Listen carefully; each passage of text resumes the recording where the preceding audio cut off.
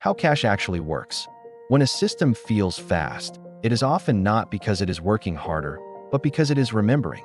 Cache exists to avoid repeating work that has already been done. At its core, a cache is a temporary storage layer that keeps recently used information close to where it is needed, so the system does not have to retrieve it again from a slower or more distant source. Every computing system is built from layers. Some layers are extremely fast, but very small. Others are large, but slow. Cache lives between these layers. It trades size for speed. When a system needs data, it does not immediately reach for the slowest option. It asks a simple question first. Do I already have this nearby? If the answer is yes, the data is returned almost instantly. This is called a cache hit. If the answer is no, the system must fetch the data from a lower layer, which takes more time. This is called a cache miss.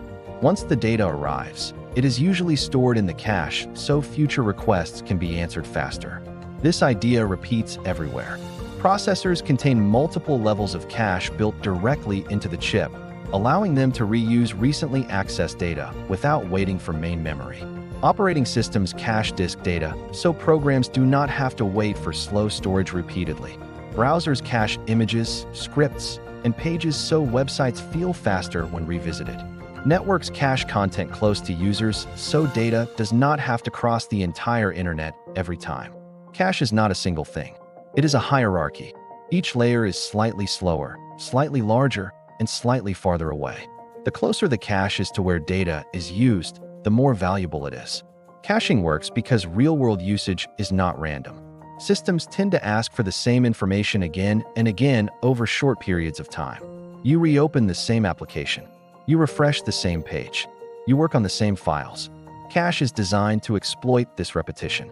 But cache is always temporary. It is not storage in the permanent sense. Every cached item has rules.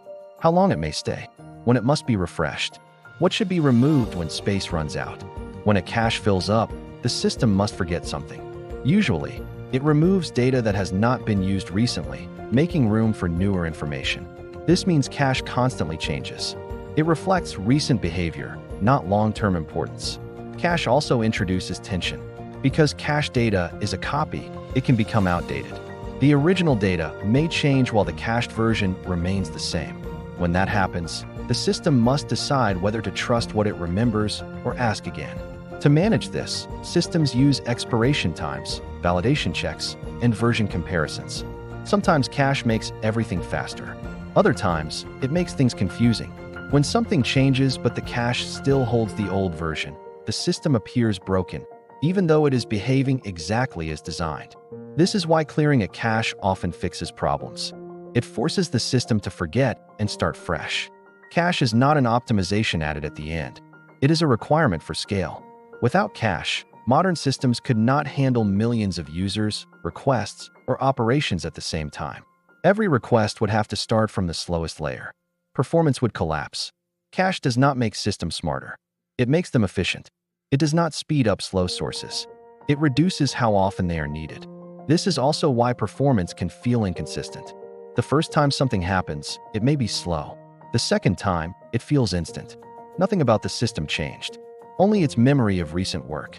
So when an app opens immediately, a website loads without delay, or a system feels responsive, it is often because the answer was already waiting nearby. Cache is not about doing more work. It is about doing less of the same work again. And that's how cache actually works. Thanks for watching. Did you already know this is how cache works? Or did something surprise you?